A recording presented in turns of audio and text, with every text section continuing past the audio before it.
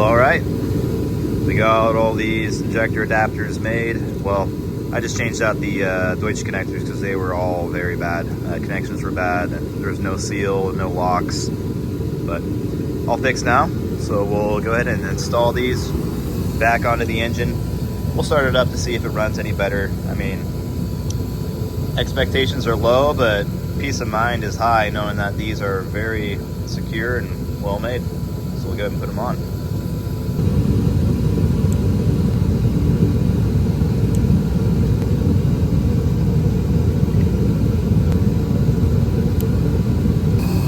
All right, got them all secure. And yeah, I know this one doesn't have a sheathing on it. This is just to get things, a baseline, get everything going, make sure all the connections were secure.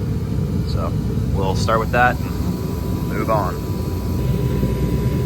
All right, well, the engine's definitely cool by now. Spark plugs have been cleaned, and the connectors have been fixed. Yeah, see if these cold start trims are where they should be, or at least near.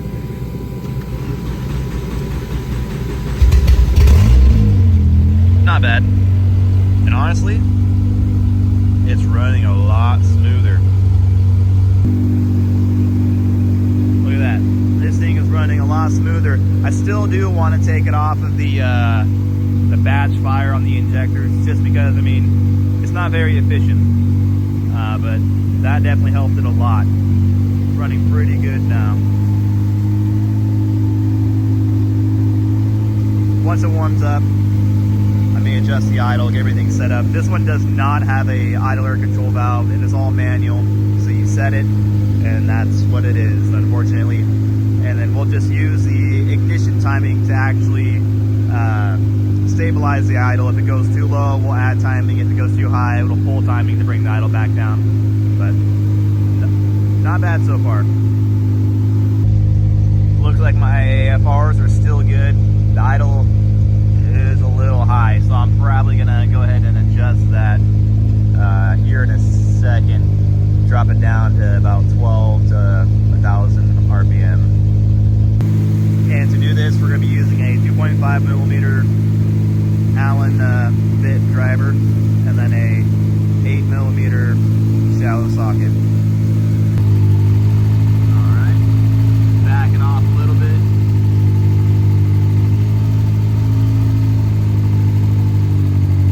There we go, a little more.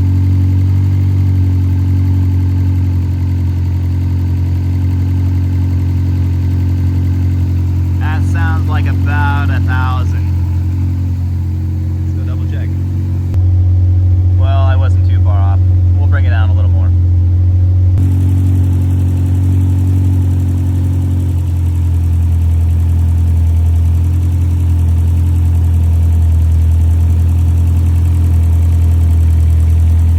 See how that looks. Not quite.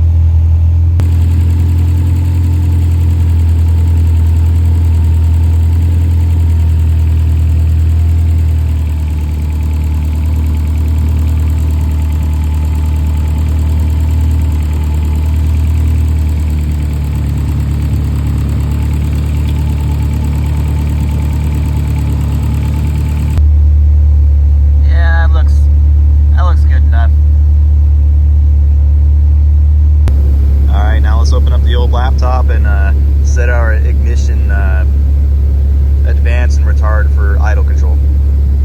Alright, I think we're all set for idle control.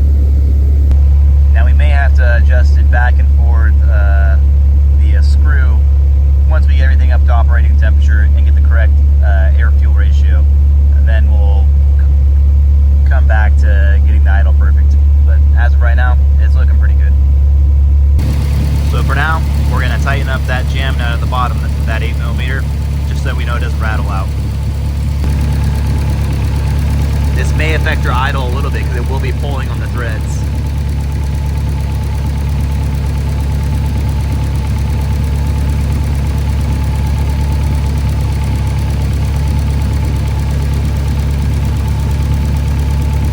Good and tight. Boy, does she run so much better. Although, haven't touched base map, nothing is set in stone, so it doesn't feel too good up top.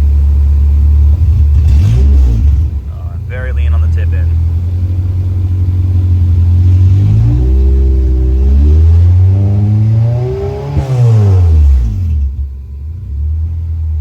Idle stabilizes, looking pretty good. We're on a good start. Alright, and we're looking pretty good. The idle is pretty stable, and the timing is acting as it should, trying to adjust the idle. As you can see, now that we've got the idle set, we'll have to adjust the AFR.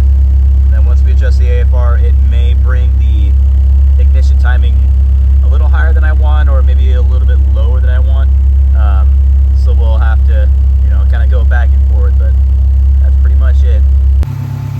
Well, now that we got it running pretty good, we're gonna start looking into the safety concerns, especially the rear motor mount.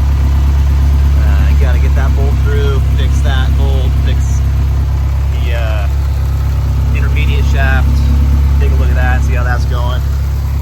And then we're also going to address these battery cables. Those are a big no-no. Other than that, it's running pretty decent. I haven't gone too far into the whole tuning process, but it's running pretty good. So, yeah, not too bad.